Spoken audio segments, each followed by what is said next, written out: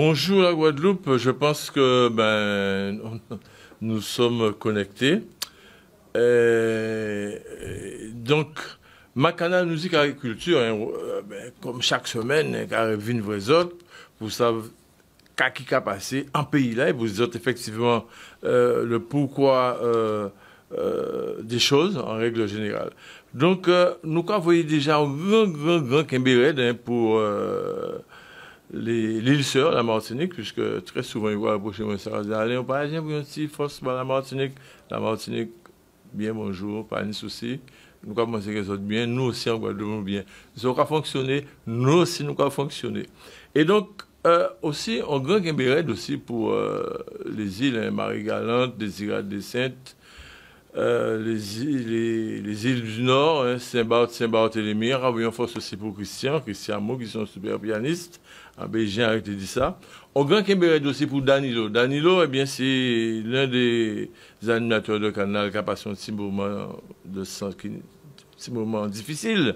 Nous qui dit ça comme ça, mais nous avons espéré que ça qui a aimé que canal dit c'est ma canal qui a un grand Kimbérède. On bonjour aussi pour Roger Luel, qui sont super guitaristes, hein. Raymond Bocyclès, qui sont soldats d'Ubrout, hein.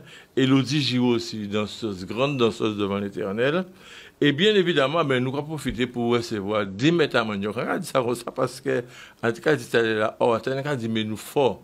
Effectivement, et donc, jeune de ces invités-là, tu as dit aussi que nous avons le génie en Guadeloupe. Et c'est vrai pourquoi? Parce que c'est vrai, on a validé ça d'accord avec.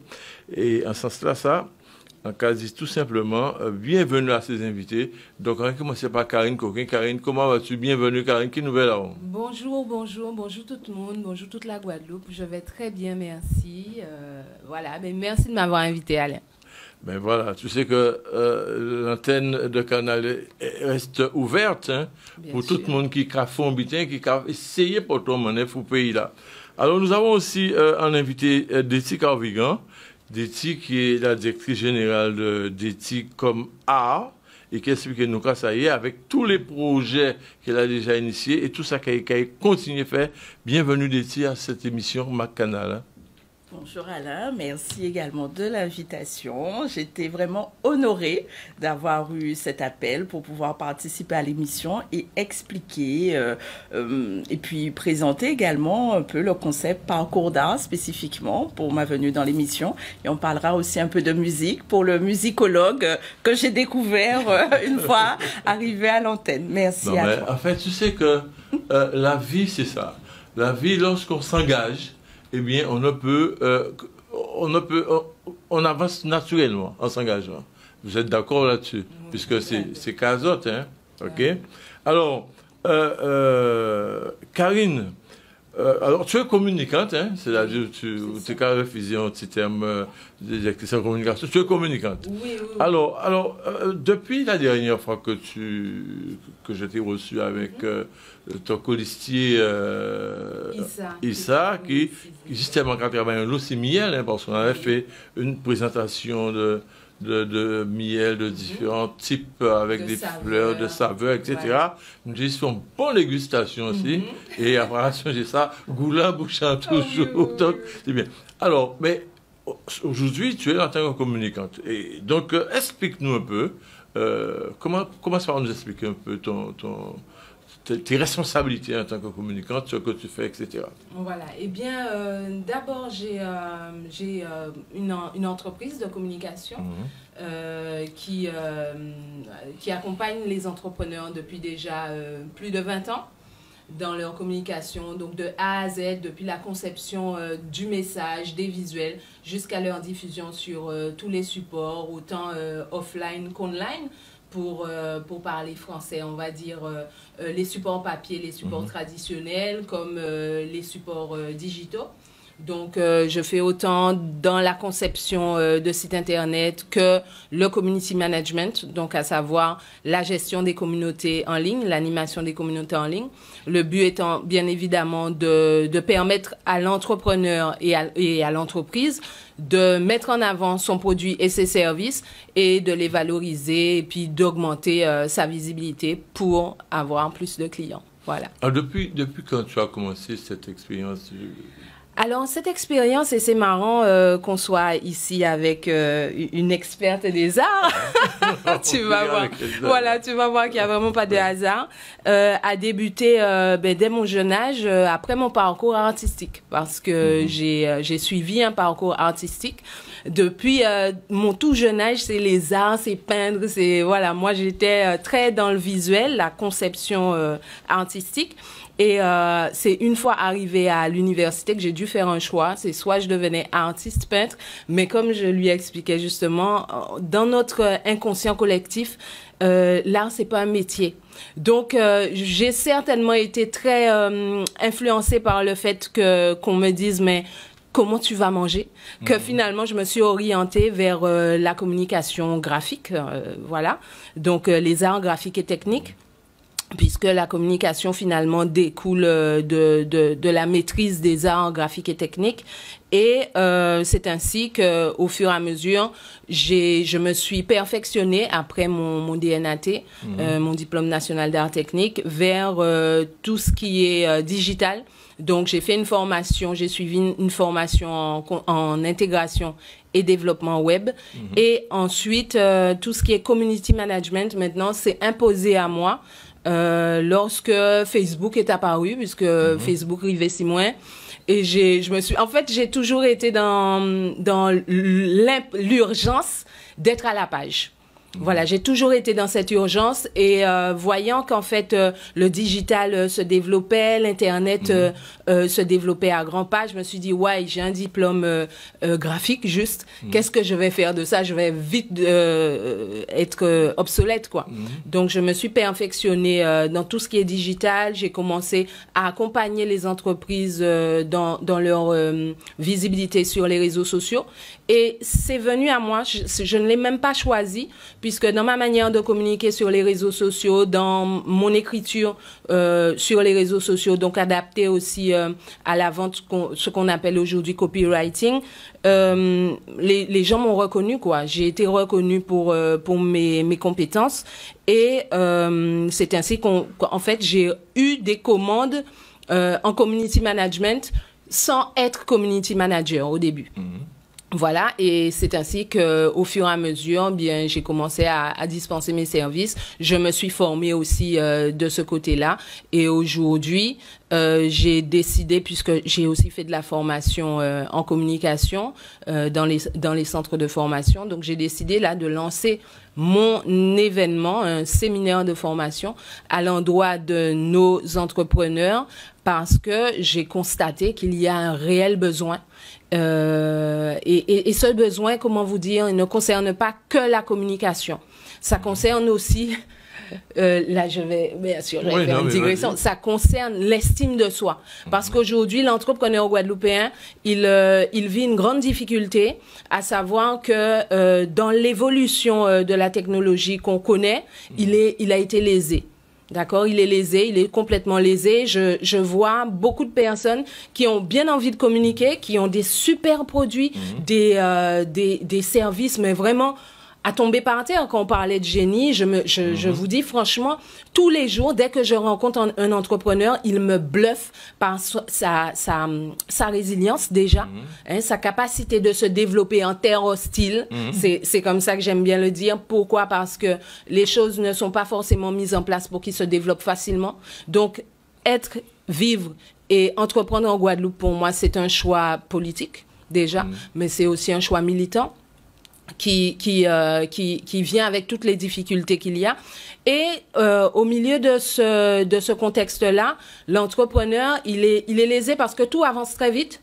D'accord, on a les réseaux sociaux, on a les jeunes qui finalement prennent la main dessus sans avoir d'accompagnement. Et nous, les doyens, on est devenus des doyens maintenant, on ne maîtrise pas.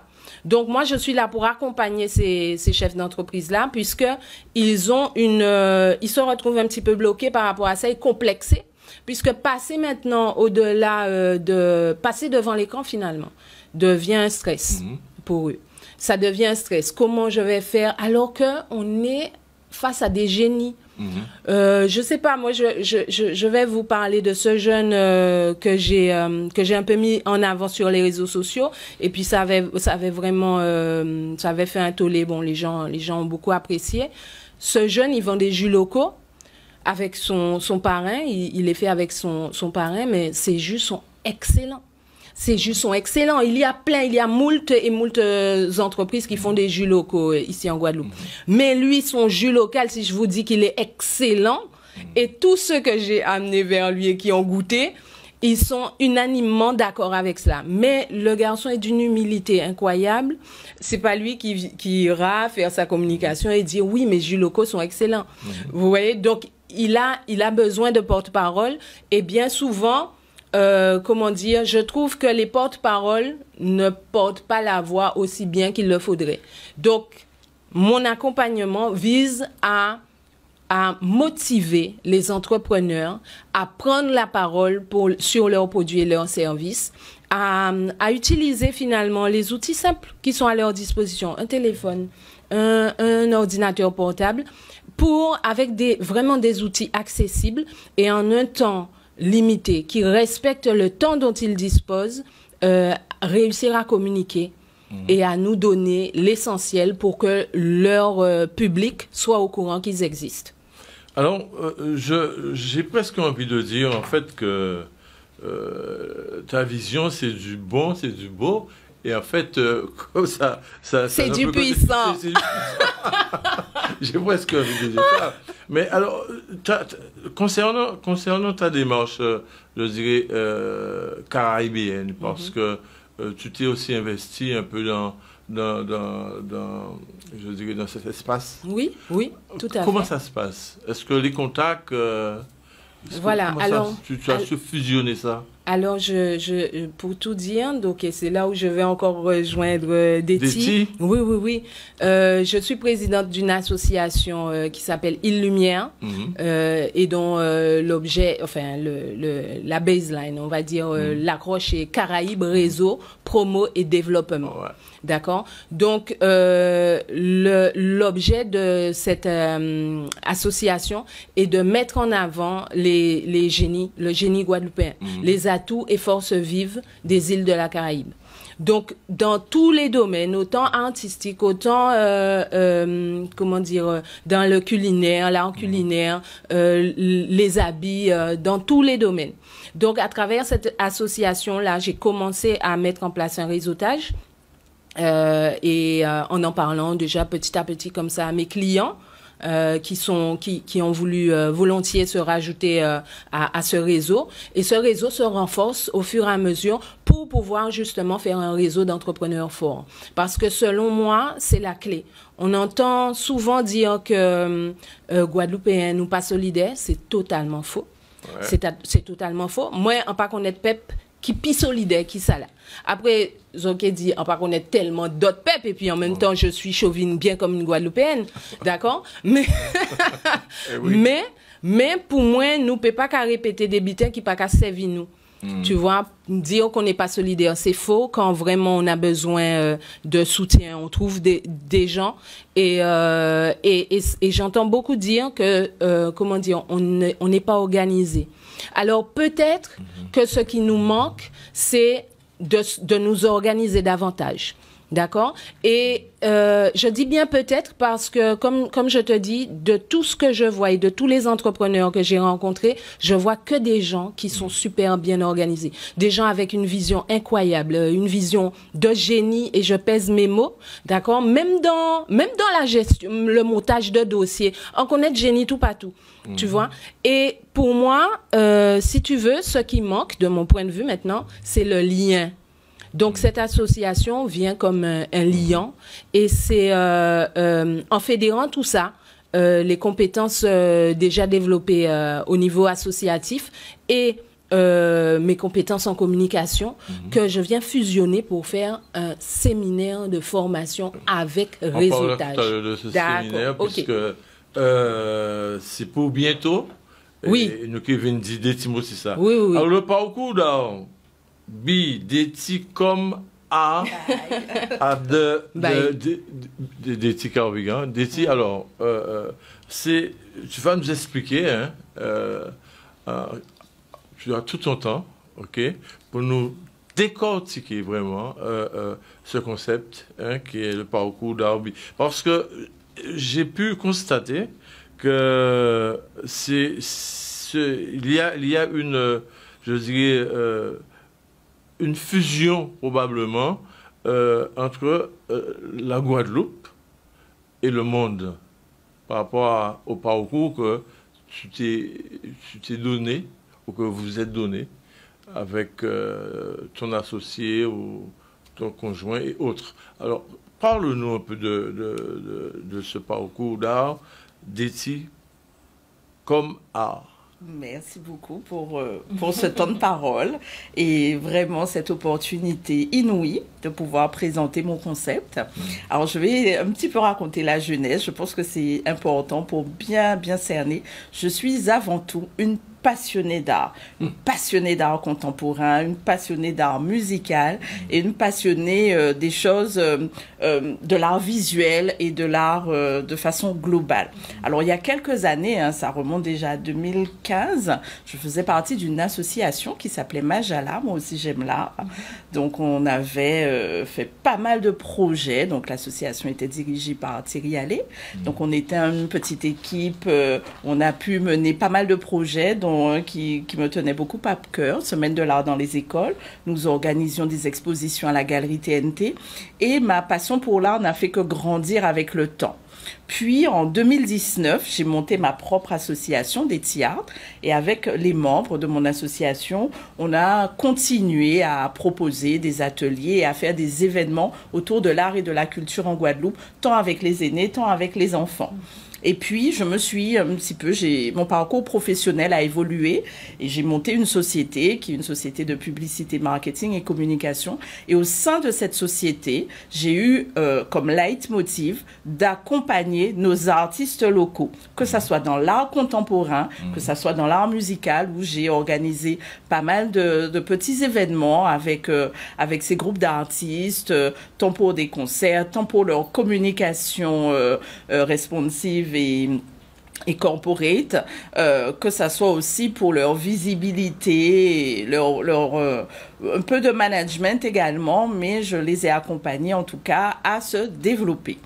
Et le concept parcours d'art était déjà germain depuis toutes ces années, puisque moi je constatais à travers toutes les organisations que j'avais pu mener qu'on rencontrait souvent le même public et que souvent des personnes avec qui j'échangeais de façon spontanée, parmi mes amis, ma famille, me disaient qu'ils ne sont pas au courant de telle ou telle expo, ils ne connaissent pas tel ou tel événement. Vous savez, les gens ne vont vers certains endroits que si ils ont été éduqués à ça ou s'ils ont déjà une appétence ou déjà un talent particulier. Par exemple, si vous êtes pianiste, vous iriez bien volontiers dans un concert de piano, mais les non-initiés ont parfois un peu plus de mal à aller vers des pratiques méconnues. Et moi, mon idée, c'était de casser tous ces codes et de permettre à un grand nombre de démocratiser, de sensibiliser, de faire de la pédagogie autour de l'art contemporain et de la musique classique en proposant des projets.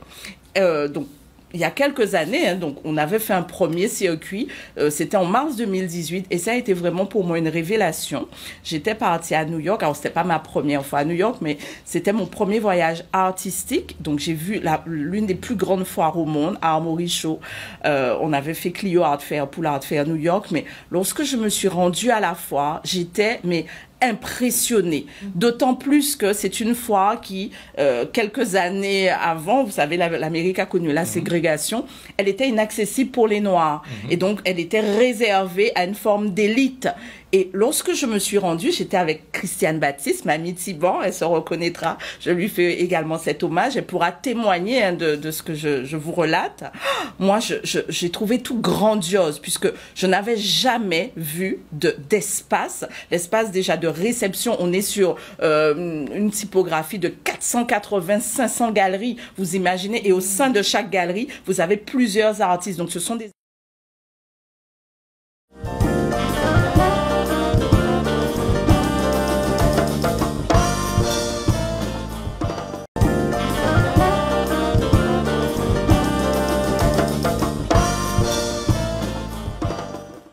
voilà, ma canal musique et culture, eh bien, revient, c'est quand chaque dimanche après-midi, hein, nous avons apporté bonne nouvelle à autres, à autres, canapé à autres tranquille, nous avons si autant de bon, là, il faut quand même, avec modération. Nous sommes donc avec Deti Carvigan, qui nous donne quelques belles explications concernant son parcours. Donc, Deti, tu reprends le fil de ton discours et la parole est à toi. Merci beaucoup, Alain. Alors, je poursuis sur ce projet qui me tient à cœur et que j'espère voir éclore et avoir le plus en plus d'adhésion du public, qui sont d'ailleurs toujours les bienvenus à me contacter pour vous en savoir plus. Alors, donc, New York, je continue sur ma lancée de New York. Donc, j'ai eu cette forme de révélation puisque beaucoup d'artistes, beaucoup de public m'a demandé est-ce qu'il était possible pour eux de pouvoir aller dans une telle foire. Et donc, l'idée a fait son chemin et j'ai commencé à faire des séjours qui étaient souvent orientés culture. Et donc, je l'ai fait d'abord en international. Et puis, au niveau local, je me suis rendu compte qu'on n'a pas de circuit organisé dans des formules tout inclus. On peut proposer à un public de résidents ou même de touristes de pouvoir pratiquer, d'aller à la rencontre des artistes, aller à la rencontre des galeristes ou des musées, mais de façon, dans une forme de synergie, dans une symbiose. Et donc, je me suis dit, mais il faut pouvoir concevoir et faire ce projet.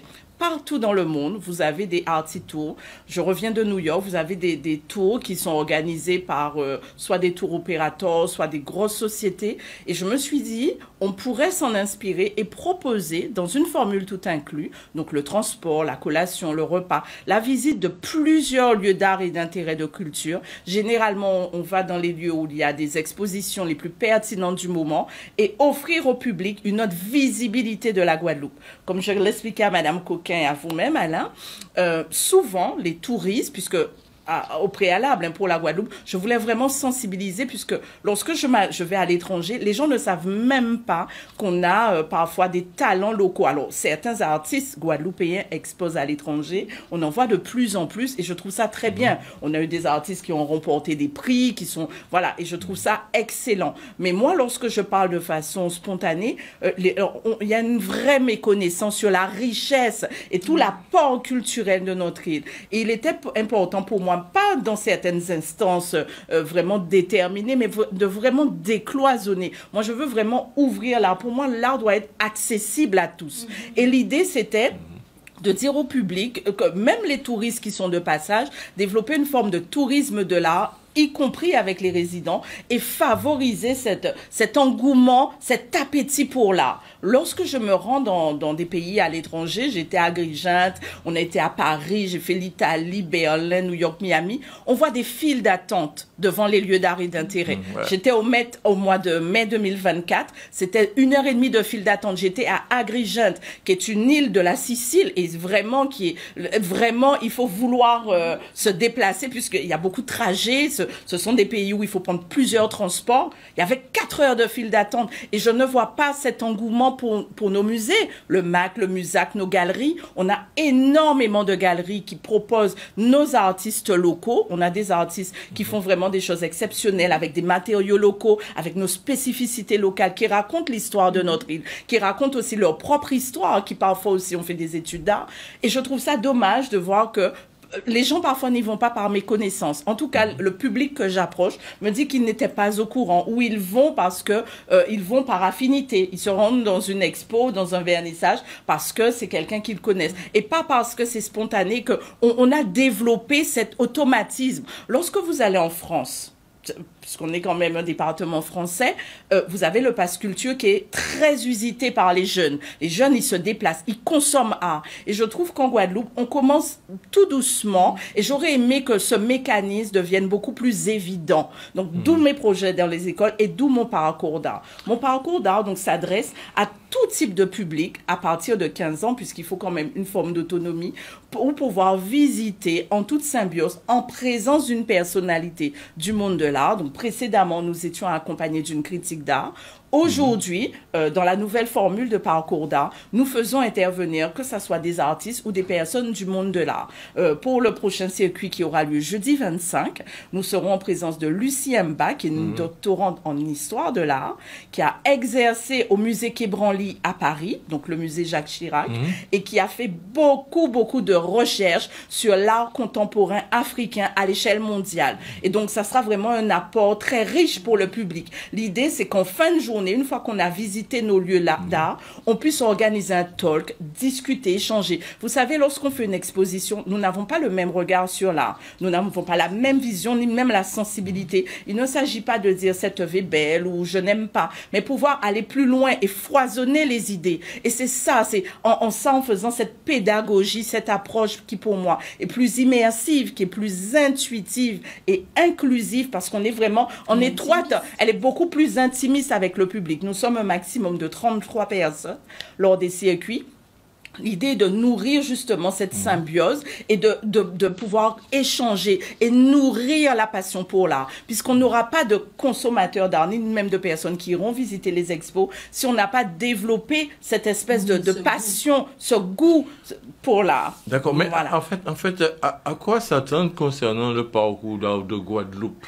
Alors, en Guadeloupe, donc, on a répertorié plus d'une quinzaine de lieux d'art et d'intérêt. Alors, vous avez les grands musées, donc le musée de Garde-Claire, le musée Art Le Mac, où on a déjà pratiqué des visites, et vous avez un panel de galeries, la galerie Émergence Art, galerie L'Art sans Mer, vous avez la galerie, le Café de l'Arawa, Créole West Indies, Lily Galerie, vous avez un certain nombre de galeries. Et donc, dans chaque commune, on essaie de regrouper par lieu d'intérêt ou par, comme je vous ai expliqué, les expositions pertinentes, puisque vous avez des expositions permanentes dans certains espaces et des expositions temporaires. Et donc, de proposer un circuit, donc en bus, donc les personnes se retrouvent à mon bureau, qui est qui a une allure de galerie, donc qui constitue un peu comme une galerie d'art. Donc le parcours d'art commence au bureau et donc pendant toute une journée, on leur propose de visiter 2 à 3 lieux d'art et d'intérêt en présence de cette personnalité du monde de l'art. On a ces échanges, on a des explications sur les œuvres, on a souvent l'artiste ou le galériste qui est présent pour pouvoir développer. On n'est pas dans le cadre d'un vernissage où il y a vraiment beaucoup de monde, où l'artiste a juste son petit laïus. On est vraiment dans un cadre beaucoup plus intimiste. L'artiste va pouvoir nous raconter sa propre histoire, mais souvent ses émotions. On va aller plus loin dans sa démarche de création artistique. On ira également plus loin aussi dans son processus créatif, dans sa technique, dans sa bio, dans son parcours, dans sa formation. Souvent, parfois, les personnes nous racontent aussi des anecdotes qu'on n'aurait jamais su si on était grand public. Et ça permet justement, vous savez, parfois, quand vous discutez de façon beaucoup plus intime avec l'artiste, vous avez un autre regard sur leur travail, puisque vous comprenez parfois le titre de l'œuvre et l'œuvre, vous comprenez tout le ressenti, toute l'implication émotionnelle que l'artiste a bien voulu poser sur son œuvre ou sur sa toile ou sur sa sculpture. Et vous avez, donc non seulement ça déclenche généralement pour certains l'acte d'achat, mais en plus on a une émotion, on a une forme d'empathie et c'est de là que naît cette passion. Moi, mon idée, c'était vraiment de sensibiliser et de faire naître une passion avec un public initié ou non, ou néophyte, mais qu'il puisse justement être sensible à nos talents locaux. Pourquoi, Monsieur Alain? Parce que on a des spécificités locales. Vous savez, en Guadeloupe, on a des matériaux, on a des bois flottés, on a des peintures. Moi, dernièrement, j'ai rencontré une artiste Tikaï qui me disait qu'elle fabrique toutes ses peintures avec des matériaux, le bleu indigo, donc elle prend des roches, elle frotte, elle refait, elle fait des essais. On a des artistes comme Mami Tiban qui fabrique des bancs locaux, le banc ayant été classé au patrimoine mondial de l'UNESCO. On a des artistes comme Pascal Foy qui travaillent la tôle ondulée pour faire des cases anciennes. On a des artistes qui font un peu de l'art contemporain, du street art, mais toujours parfois avec une vision, parce qu'on est vraiment baigné, on est imprégné de notre histoire locale. Certains parfois dénoncent, certains parfois alertent, certains parfois racontent leur histoire personnelle. Et lorsque quelqu'un veut justement aller à la rencontre de ces artistes-là, lorsqu'ils ne connaissent pas les rendez-vous, vous savez, moi j'ai un grand public, comme je vous disais, de personnes qui sont de passage, mais j'ai surtout un grand public de jeunes et de retraités, une une grosse communauté de retraités qui ne connaissent pas spécifiquement et justement, elles ont cette attache puisqu'elles me disent, mais on ne connaissait pas, donc comment aller vers quelqu'un ou vers une prestation ou dans une exposition qu'elles ne connaissent pas. Et mon idée, c'était justement de créer ce lien et qu'il devienne de plus en plus grand, que ça fasse effet boule de neige et que les gens aient cette envie d'aller vers nos artistes. Moi, mon idée est toujours de valoriser l'art de Guadeloupe, valoriser la culture, parce qu'elle est belle, elle est riche, elle est intense, mais il faut pouvoir la nourrir. Un artiste qui est entre guillemets, qui n'a pas cette visibilité, eh bien, au fur et à mesure, son art s'éteint avec lui, puisqu'une œuvre d'art planquée dans une belle pièce ne reste inerte que pour celui qui la regarde. L'œuvre continue.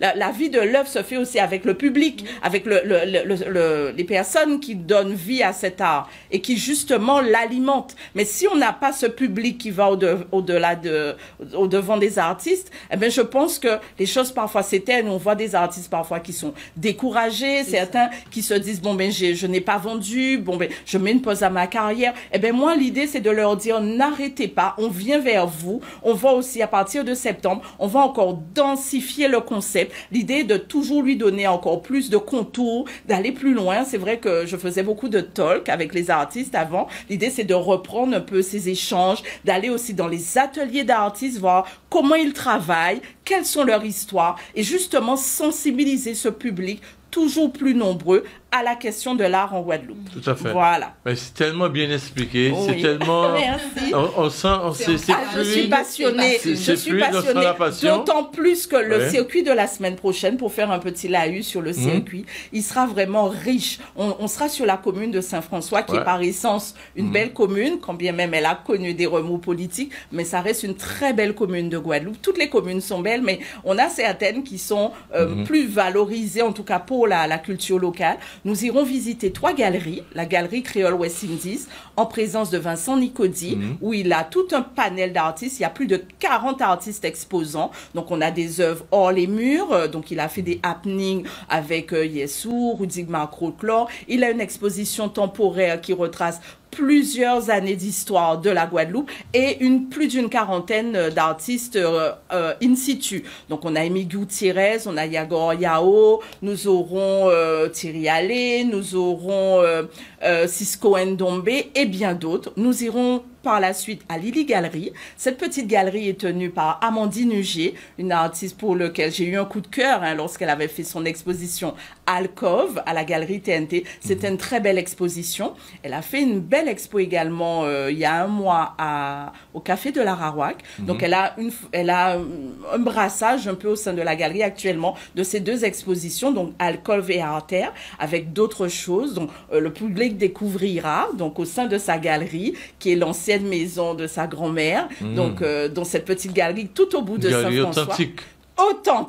Authentique. Et nous achèverons la journée avec la visite de la galerie Artco, qui est tenue par un diplômé des Beaux-Arts, monsieur Yves Cossé. Et donc, c'est une petite galerie qui accueille aussi régulièrement des expos. Donc, actuellement, il a des artistes tels que Céline Chatte, il a d'autres artistes, il faut aller découvrir. Il a de très belles sculptures. Et c'est une petite galerie, mais qui est très intimiste et qui a beaucoup d'éclat. Et l'idée, donc, comme on sera dans cette commune, c'est de découvrir aussi tout ce qu'il y a qui fait briller et qui symbolise la commune de Saint-François. Donc, durant toute cette journée, nous serons en Grande Terre et nous achèverons la journée par un talk avec Madame Lucie Mba pour pouvoir que le public puisse exprimer et on aura une thématique qui sera bien nourrie puisque à chaque talk on essaie de parler un peu des 3 visites et on ponctue aussi par des thématiques autour de l'art pour enrichir le débat. Tout à fait.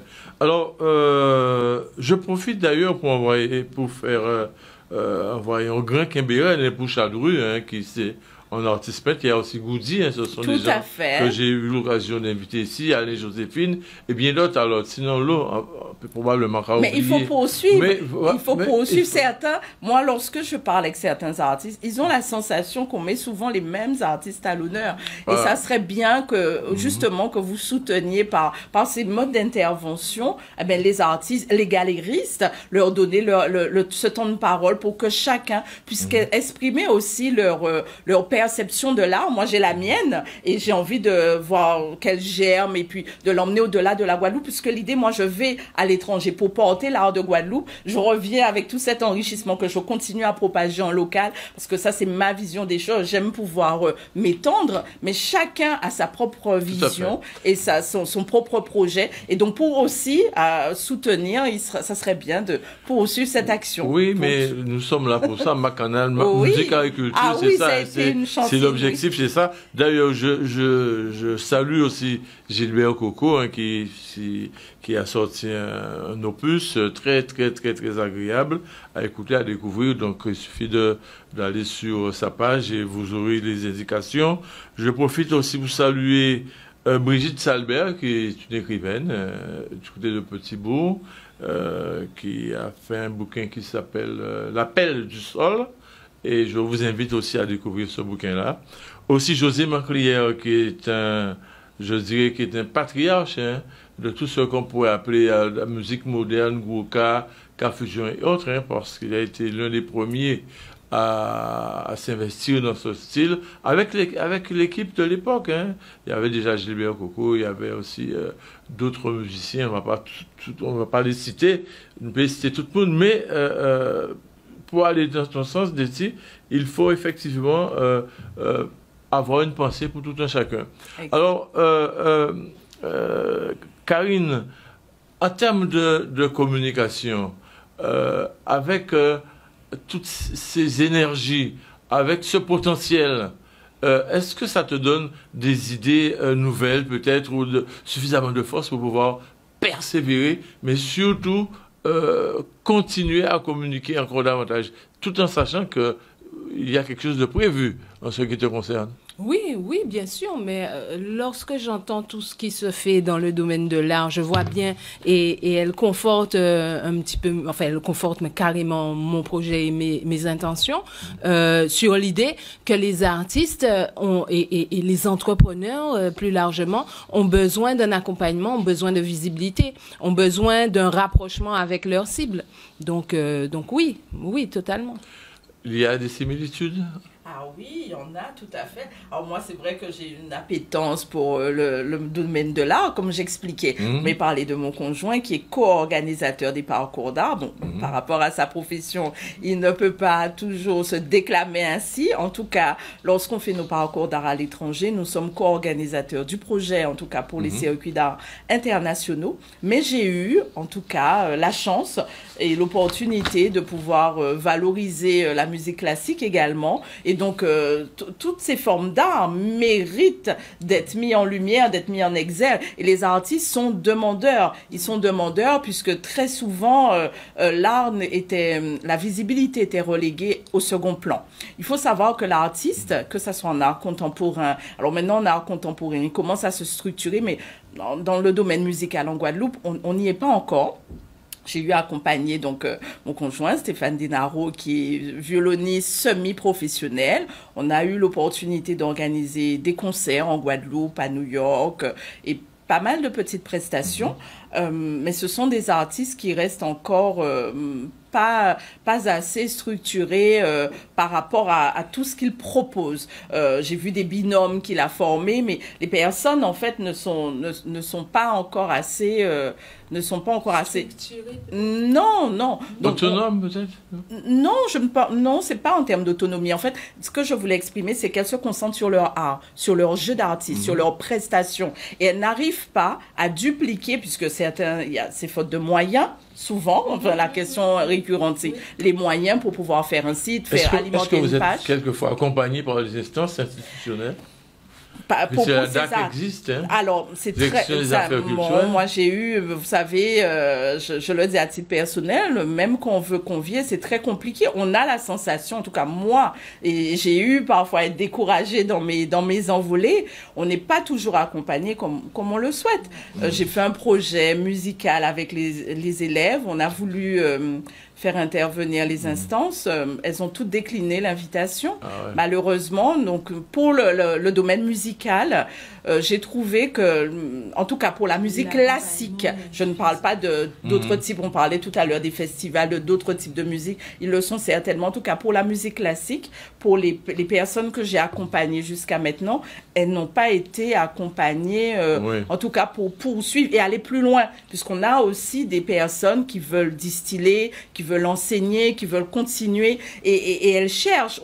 Aujourd'hui, je sais qu'à l'Espace Sonique, il est question de faire un conservatoire, mais oui, ils en ont parlé. Alors, comment ça se structure, je ne sais pas. Ce que je peux dire, c'est que on veut voir l'art musical, l'art contemporain continuer à se développer, mais c'est vrai que les artistes sont demandeurs de peut-être plus d'accompagnement que ce type d'instance. Pour envoyer un petit coup, faire un petit coucou au directeur de Sonis, Eddie Compère, et je dois aussi recevoir justement, concernant cette affaire de conservatoire, la présidente de la commission culturelle, Madame Fetfoul Beyayendo.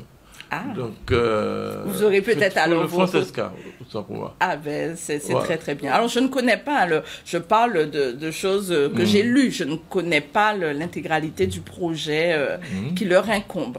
En tout cas, oui, les artistes, moi je fais, lorsque je vois en tout cas un artiste qui est demandeur, quitte à rogner un peu sur les tarifs, parce que moi je veux vraiment que l'artiste continue à se développer. Donc on accompagne, puisque l'idée c'est que plus nous serons ce maillon fort, plus l'artiste ira loin, et plus on va développer aussi ces questions de l'art. Alors Karine, ton projet, parce qu'il y a un projet en cours, on va en parler. Le projet en cours, c'est le séminaire de formation à la fin du mois, les 29 et 30 juillet, qui sont à destination des chefs de projet et entrepreneurs. Donc il s'agit d'accompagner les entrepreneurs pendant 2 jours, vraiment dans une version immersive de formation, dans la maîtrise de leur communication sur les réseaux sociaux, leur transmettre tous les outils nécessaires pour qu'ils puissent d'eux-mêmes, avec le temps dont ils disposent, pouvoir mettre en place une communication et augmenter leur visibilité sur les réseaux et être présents, quoi. Que quand leur cible et leur clientèle les cherchent, qu'on puisse les trouver. Que ce soit plus accessible de savoir ce que la Guadeloupe propose en termes de compétences dans tous les domaines, que ça l'est pour l'instant. Parce que je trouve qu'il y a malheureusement un manquement, une forte absence des entrepreneurs, notamment des entrepreneurs de génie, des entrepreneurs innovants sur la toile. Alors le lieu et les horaires? Alors, ce sera à la Créole Beach Hotel au Gosier, et ça commence à 9h, ça se termine à 18h, il y a 1 heure de pause. Mais il faut me contacter. Il faut te contacter. Voilà, donc. Il faut me contacter dès maintenant à contact@cacopening.com, KAKOPENING.com, ou alors appeler Un numéro de téléphone, si vous avez. Voilà, 06 90 999 440. Ah ben c'est super. Voilà. On a ramassé au groupe 440. Puisqu'il s'agit de communication et de musique. Voilà, 999 donc 440. On rappelle les dates, c'est le 29 et le 30 juillet. Le 29 et 30 juillet. Donc voilà, et j'insiste que tous les entrepreneurs soient au moins au courant de cet événement. Donc, si vous êtes là, vous entendez, vous voyez l'émission, partagez l'information, parce qu'on est trop nombreux à ensuite dire qu'on ne savait pas, qu'on n'a pas entendu l'info, ou que finalement on a déposé la clé sous la porte parce que on n'avait pas assez de clients, alors que tout simplement parfois il suffit d'une action de communication placée là où il faut, comme il faut, et puis repartager surtout pour que notre clientèle soit au courant et que ça redémarre en fait, que ça reparte. Voilà. Donc nous arrivons presque au terme de cette émission, hein. Donc je souhaite que des titres que tu puisses quand même porter, rappeler surtout hein, la prochaine manifestation? Alors, notre prochain parcours d'art en Guadeloupe aura lieu le 25 juillet de 9h à 17h. Donc, le départ se fait à l'agence des TI Comart et le retour également à l'agence des TI Comart. Le parcours d'art se déroulera à Saint-François, à la galerie Créole West Indies, Lily Gallery, Galerie Art Co. Le déjeuner inclus sur Saint-François, la collation. Un cadeau artiste sera remis, ainsi qu'un magazine en présence, bien sûr, en présence de la doctorante Lucie Mba. Et le prochain circuit d'art international se déroulera à Miami, durant la Miami Art Week, donc du 4 au 11 décembre, avec toutes les foires d'art qui ont lieu durant cette même semaine. Les artistes guadeloupéens pourront participer? Bien sûr. Alors, j'ai participé à la Pool Art Fair, la foire d'art de Guadeloupe, qui a eu lieu du 13 au 16 juin. Et donc, j'ai pu présenter aux artistes et au public le projet de Miami, puisque c'est l'occasion pour eux de voir des foires hors normes, de rencontrer le public mondial, des collectionneurs, des galeristes, des artistes cotés. Et donc, c'est une opportunité sans faille d'être dans un petit groupe de personnes initiées. Et en plus, lorsqu'on est en groupe, on arrive à avoir des tarifs négociés pour les entrées. Donc, c'est vraiment, on prépare un circuit qui est vraiment conçu vraiment de façon calibrée et qualitatif. Donc, j'invite le public à me contacter et à venir. On est accompagné pour ce projet avec le partenaire de voyage Travel Boutique. Et notre prochain circuit d'art qu'on va faire vivre au public sera en Italie dès le mois d'août 2024. Donc voilà. Mais pour que le public s'inscrive, en tout cas collectivement, c'est en décembre. Donc, on a déjà quelques inscriptions. Et pour notre prochain circuit d'art international, c'est à partir de août 2024. Et en Guadeloupe, c'est la semaine prochaine. Et les circuits d'art de Guadeloupe reprendront à compter de octobre 2024. Comment te joindre pour Alors, vous pouvez me joindre de plusieurs façons. Soit directement à l'agence, qui se situe 13 immeubles Coco, 51 rue Becquerel à Jarry, pour la vente des tickets en présentiel et me rencontrer. Vous pouvez également acheter les tickets en ligne sur la plateforme Allmall et vous pouvez me contacter au 05 90 55 42 52 ou au 06 90 07 43 41. Et l'adresse mail du projet et de Parcours d'art, c'est parcours-d'art@gmail.com. Et vous avez toutes les informations sur l'intégralité de nos réseaux sociaux, Facebook, Instagram, YouTube, et sur nos 2 sites en ligne, Parcours d'art Guadeloupe et Parcours d'art International. Alors, on parle de solidarité et on dit quelquefois, lorsqu'on arrive à unir les énergies, ça peut faire très mal. Ça peut faire du bien. Pensez-vous justement, peut-être à terme un jour, faire une connexion? Bien sûr, puisqu'elle est dans elle est dans le domaine de la communication. Alors, je n'ai pas parlé de cet aspect de l'activité. J'ai voulu aujourd'hui porter l'accent sur l'art et sur la culture, mais j'ai aussi l'agence de publicité. Donc, bien sûr, j'ai trouvé très intéressant cette approche parce que ce qu'énonce Madame Coquin, effectivement, beaucoup d'entrepreneurs. Alors, moi, c'est vrai que je me suis beaucoup tournée vers les artistes, mais les entrepreneurs de façon globale mériteraient de gagner en compétences et d'être un peu autonome sur certaines pratiques et après de confier les tâches beaucoup plus complexes à des professionnels. Mais les tâches élémentaires pour avoir au minimum une visibilité, ne serait-ce que par exemple pour la géolocalisation, Google My Business.